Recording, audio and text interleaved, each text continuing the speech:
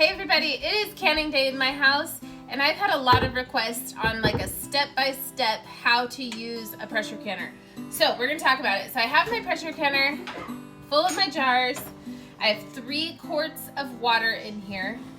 And now I'm gonna go ahead and put my lid on. Now, when you're putting your lid on, you wanna make sure that the seal like that is in there.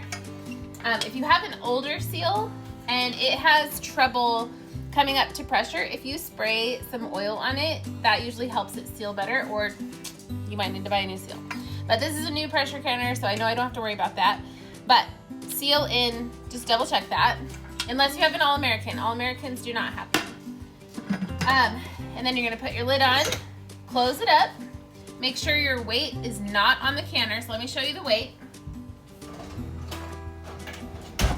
This is what my weight looks like for this canner. This is a Denali tanker. So I'm gonna just put this to the side because we need this to come, to heat up all the way, and then we're gonna let it vent. And I'm gonna show you what that is in just a second, but we need to turn this on so it can start heating up. Okay, so this is what I was talking about. This is called venting. And I know it's kind of hard to see, but there's steam coming out of that little spigot. So we need that to vent for 10 minutes before we put our weight on. So we'll let it do that. Now we can go ahead and put our weight on. So this is a 15-pound weight. If you are below 1,000 feet, you'll just need a 10-pound weight. We'll go ahead and put this on. And now we're gonna let this come up to pressure. So again, I need mine to come up to pressure to 15 pounds. So when it gets there, we'll come back. Okay, so the canner has made it up to 15 pounds of pressure. This, if it goes over, will kind of start to spin and make noise. So now we can go ahead and set our timer.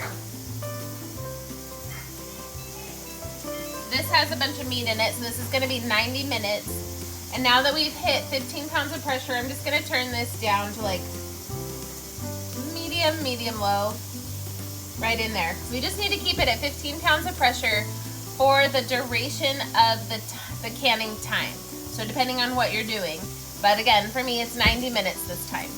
Now, once that timer has gone off, we'll go ahead and just turn the stove off and leave it to cool. It needs to depressurize on its own. So you don't want to take this off and like let it vent out quickly.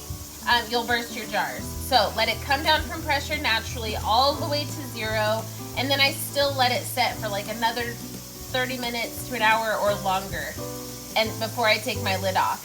When you take your lid off, always open it away from you so that if there's any steam, it doesn't burn you, and then you're good to go.